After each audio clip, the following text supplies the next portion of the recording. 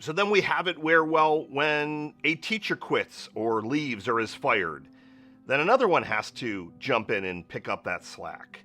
What happens if a teacher leaves and now you've got the director and they're used to focusing on day-to-day issues, helping drive enrollment, communicating with parents? Now they're in a classroom.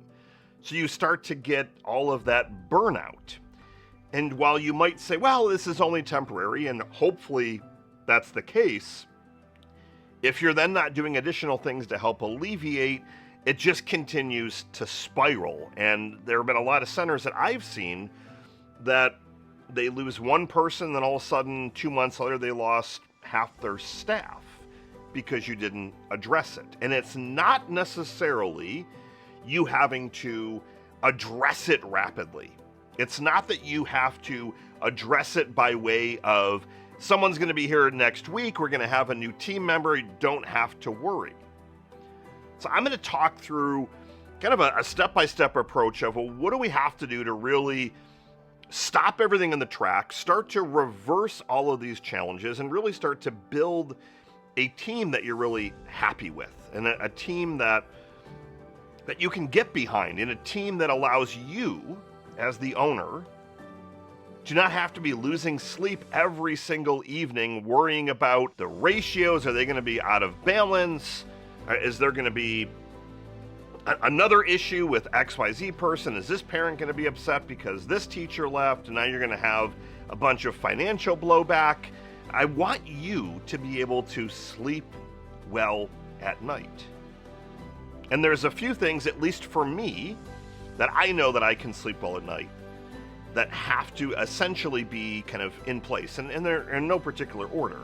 One big one is obviously the financials. I can sleep well at night knowing that there's some money in the bank, that we have an emergency fund, that our bills are paid, that we're not way behind, that we don't have a looming tax bill that we haven't prepared for. So for me, among the biggest is money. The second one is team. I know that if I don't have the right people in the right places, in the right seats, that I'm going to start worrying about X, Y, Z. Is this happening? Is that happening? Am I going to have to triple check that?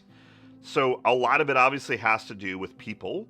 And the third one to me is about the impact and the difference that I'm making. So as a childcare center owner, I want to see those raving testimonials, and I want to see kids doing extremely well as they continue to get older and older. And I want to see parents coming back to my center and enrolling their other children and referring us. So that to me shows that we're doing a good job. So those are just a few for me that I know I need to have in place to sleep well. And in this video, we're really honing in on the staffing side. So if you look at the reason for high turnover, it's not just one thing. But before you start blaming it on the people and you start blaming it on, well, it's the younger generation, nobody wants to work anymore, and that's one that I hear every single day. Before you start doing that, I need you to pause for a second and look inward. And this statement is probably going to sting a little bit, but more often than not, it's you. It's not them, it's you. You know that awkward breakup line when you're dating someone of, well, it's not you, it's me? That typically holds true in every single center that we've helped with staff. It's not just the fact that there's no one that wants to work and nobody wants to work hard anymore and everyone wants the easy street. Is there some of that? 100%. Keyword is some of that. But for every center that is struggling with hiring or turnover, I can give you 10 more centers that we're working with that are absolutely crushing it, that are absolutely doing an amazing job at their centers financially and for the families and children that they serve.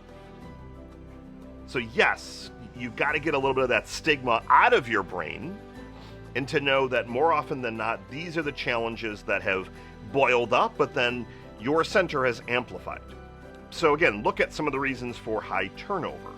You've got low compensation. If you haven't been keeping up with the compensation factor, that really needs to be looked at and adjusted. If you can go and make $15 an hour working at Starbucks or McDonald's or some of these fast food places, and you're still trying to pay $12 an hour or $10 an hour, I mean, things that are just so darn low, that's obviously an issue. Again, in any kind of tough economy, recession, inflation, you've got to make sure that you are paying competitive rates. Another one is just simple burnout. You want to look at how much is your staff actually working? How many breaks are they getting? How much time off are you giving them? People get burned out in working with screaming children. Are you in the classroom 8 hours a day? Look at that a little bit and start to realize, well, geez, there actually is a lot of stuff that goes into this, and I could see myself getting burned out pretty quickly. Another one is just the disruption or the negativity from parents. And you want to make sure that you have systems and processes to address that. Are the parents sending messages to your staff on Facebook, which I've seen many times, and text messages all throughout the day wanting to get updates? Are the parents making this really, really challenging? But the number one thing that I'm seeing is not simply just pay, but it's morale in general. So how do you continue to improve morale? How do you continue to take the mood in the right direction? And there's not just a one-size-fits-all answer. So the first one that we've talked about is definitely compensation. I need you to really look at your compensation package. And I don't want you to say, well, Michael, I can't afford it. I can't afford to add another $2 an hour or $4. I can't afford to contribute to a 401k. I can't afford to allow them to bring their kids here for free. If you legitimately have zero money that can pay for any of this stuff, that's a different video that I'm going to shoot that I would encourage you to watch it. And the video is titled, You're Not Charging Enough. The number one reason why you cannot afford to pay more is typically not money mismanagement. It's that you are not charging enough to build a sustainable childcare center. The reason that my business is called No Joke Childcare is because it's all about building a sustainable business that will outlast you. If you're only charging $600 a month, $150 a week, for example, unless you have supplemental income that's coming in from all different places and an insane food program and different things like that, you're not going to be able to pay your staff what they're worth. Unless you have really low or high rather than low ratios where you can have, one teacher to 20 kids, for example. It's a different story, but those situations I don't see. You're typically not charging enough. So one of the first ways and the quickest ways to improve morale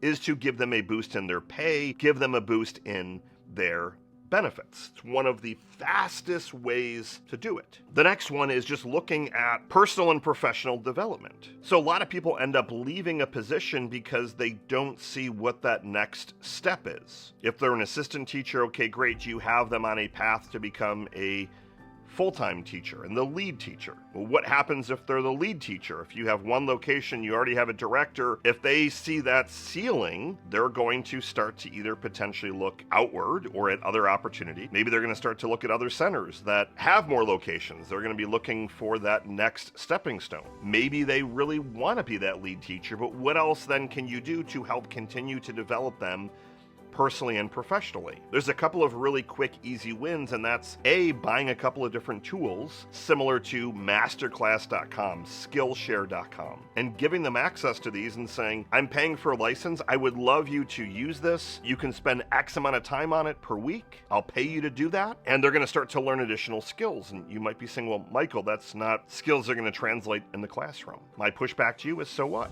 I allow my team to go through and learn anything that they want personally and professionally.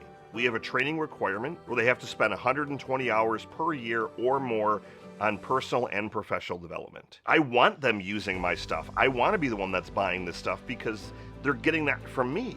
If they can see themselves developing, even though they're not moving into the next role, the next role, the next role, the next role, I'm still helping them grow personally and professionally by giving them this training. So you have to have personal and professional training. You want them to see that next step. You want them to be able to see a better version of themselves.